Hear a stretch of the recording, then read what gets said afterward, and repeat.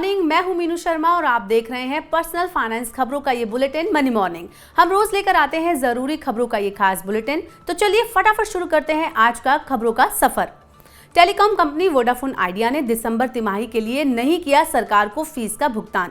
780 करोड़ रुपए की fees, licence fees की जगह कंपनी ने जमा किए केवल 78 करोड़ रुपए। स्पेक्ट्रम इस्तेमाल शुल्क के तौर पर भी दिए केवल 15 करोड़ रुपए।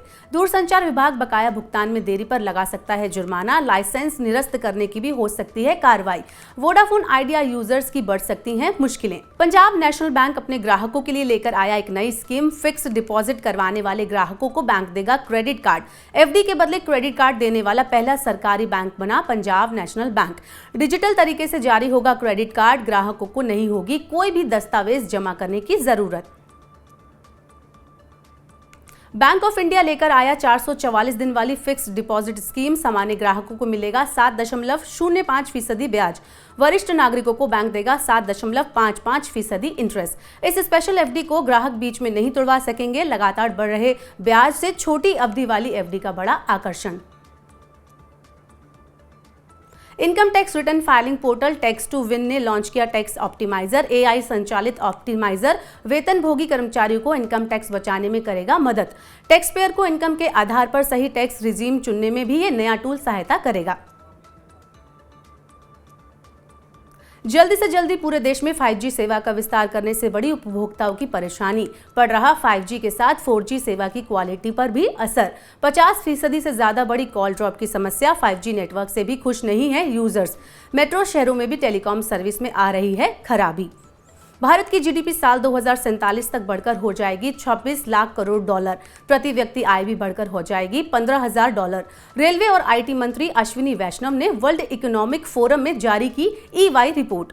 ट्विटर ने सब्सक्रिप्शन सर्विस के लिए लॉन्च किया एक नया एनुअल प्लान। $84 फीस पर मिलेगा ब्लू टिक। पहले एंड्रॉइड डिवाइस के लिए मंथली फीस थी $8। एनुअल सब्सक्रिप्शन में होगी $12 की बचत। ट्विटर की कमाई बढ़ाने के लिए एलन मस्क कर रहे हैं नए नए प्रयोग। मारुति के बाद टोयोटा ने भी किया रिकॉल। ग्लेंजा और हाई राइडर की 1390 यूनिट को बुलाया वापस। इन वाहनों के एयरबैग में हो सकती है खराबी। कंपनी फ्री में बदलेगी वाहनों में खराब पार्ट्स को। खराबी सही न होने तक कंपनी ने वाहन चलाने से किया मना। बजट में पेंशन के लिए सैलरी कैप बढ़ा सकती है सरकार। हर कर्मचारी के लिए अधिक पेंशन पाने का रास्ता होगा साफ। वित्त मंत्री निर्मला सीतारमण बजट भाषण में वेतन सीमा बढ़ाकर 21,000 रुपए करने की कर सकती हैं घोषणा। अब गेहूं, दूध और दालों की बढ़ सकती है कीमत। आपूर्ति कम होने से लगातार महंगा हो रहा गेहूं। पशु चारे के दाम बढ़ने से दूध की कीमत और बढ़ने की बनी आशंका। खराब मौसम और बारिश से फसल को हुए नुकसान से घट सकता है तूर दाल का उत्पादन। मंडियों में आवक घटने से बढ़ सकते हैं दाल के दाम। दोपहिया वाहनों की मांग सुधरने में लगेगा लंबा समय। रेटिंग एजेंसी इकरा ने टू व्हीलर्स मांग कोविड से पहले वाले स्तर पर पहुंचने में 2 साल का वक्त लगने का जताया अनुमान। नौकरी जाने और वाहनों के दाम बढ़ने से मांग पर पड़ा है असर। प्रधानमंत्री नरेंद्र मोदी रोजगार मेला में 71,000 युवाओं को सौंपेंगे नियुक्ति पत्र।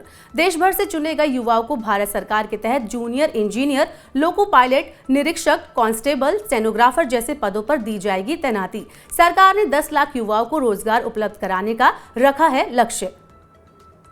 बड़ी संख्या में कंपनियां हैं साइबर हमले को लेकर चिंतित। वैश्विक भू राजनीतिक अस्थिरता की वजह से अगले 2 सालों में हो सकते हैं विनाशकारी साइबर हमले।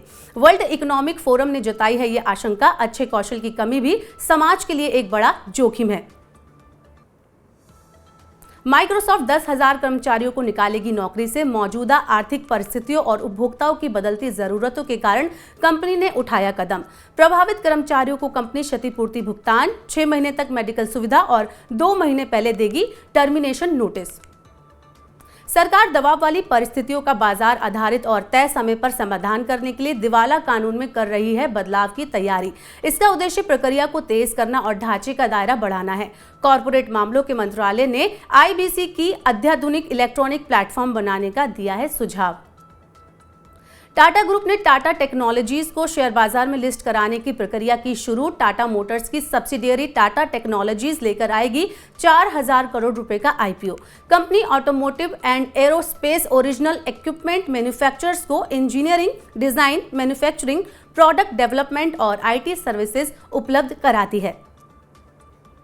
तो मनी मॉर्निंग में ये थी आज की तमाम बड़ी खबरें, जरूरी खबरें और महत्वपूर्ण खबरें। पर्सनल फाइनेंस की ऐसी ही अन्य खबरों के लिए सब्सक्राइब करें हमारे यूट्यूब चैनल को और जरूर डाउनलोड करें मनी9 का मोबाइल ऐप। फिलहाल के लिए बस इतना ही। बने रहिए मनी9 के साथ। नमस्कार।